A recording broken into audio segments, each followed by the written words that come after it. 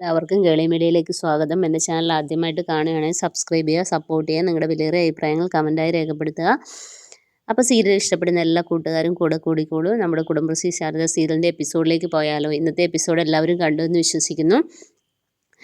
നമ്മുടെ വിഷ്ണുവിനെ പോലീസ് പിടിക്കുന്ന സമയത്ത് നമ്മുടെ കമലൻ പറയും, ഓടി രക്ഷപ്പെട്ടോളാൻ പറയും, ഞാൻ കുറ്റമറ്റൊക്കെ ഏറ്റോളാം എന്ന് പറയും. അങ്ങനെ കമലൻ പോലീസുകാരുടെ പിടിയിലും വിഷ്ണു ഓടി രക്ഷപ്പെടുകയാണ്.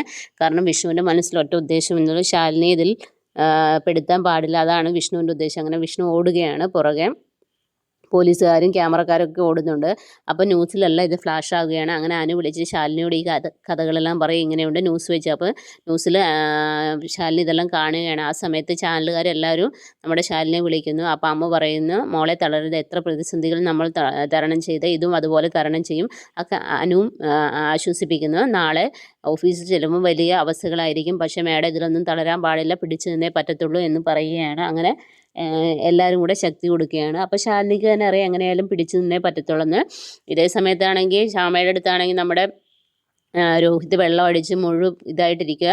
ശ്യാമയ്ക്കാണെങ്കിൽ വിഷമമൊക്കെ തോന്നുന്നുണ്ട്.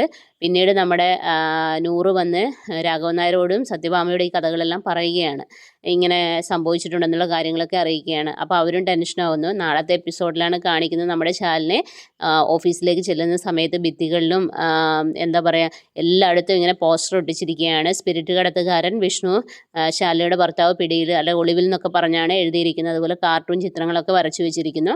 ഇതൊക്കെ ശാലിനി ഇറങ്ങുമ്പോൾ എല്ലാം കാണുന്നുണ്ട്.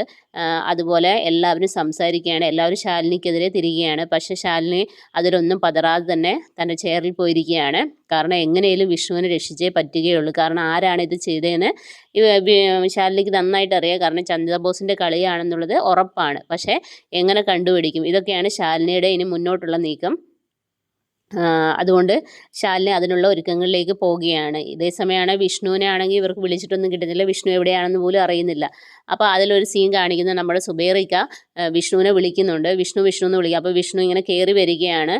അപ്പോൾ ഇനി സുബൈറിക്ക എന്താണ് പറയുന്നതെന്ന് നമുക്കറിയത്തില്ല. ഇനി മുന്നോട്ട് എന്താകും, എന്താണ് എപ്പിസോഡ് വരുന്നതെന്ന് ഇത്രയൊക്കെയാണ് പ്രൊമോയിൽ കാണിച്ചിരിക്കുന്നത്. അപ്പോൾ എന്തായാലും വിഷ്ണുവിനെ അറസ്റ്റ് ചെയ്യത്തില്ല. വിഷ്ണുവിനെ എന്തായാലും ശാലിനി രക്ഷിക്കുമെന്നുള്ള ഉറപ്പാണ്. ശാലിനിയുടെ ജോലിയും പോകാൻ ചാൻസ് ഇല്ല. പക്ഷേ ശത്രുക്കളുടെ എണ്ണം കൂടുന്നു. അതുപോലെ ശാലിനിയെ തളർത്താൻ വേണ്ടി 100,000 ആൾക്കാരെ ചന്ദ്രബോസ് ആക്കുന്നു. ശാലിനിക്കെതിരെ എല്ലാവരും ഇത് ചെയ്യാണ്. സമൂഹ മാധ്യമങ്ങളിലെല്ലാം ശാലിനിയെ പറ്റി മോശങ്ങളൊക്കെ വരുന്നുണ്ട്. എങ്കിലും ശാലിനി തളരാതെ പിടിച്ചു നിൽക്കുകയാണ്. അപ്പം നാളത്തെ എപ്പിസോഡിനായി എല്ലാവരും വെയിറ്റ് ചെയ്യുക. അപ്പോൾ okay, bye bye, thank you.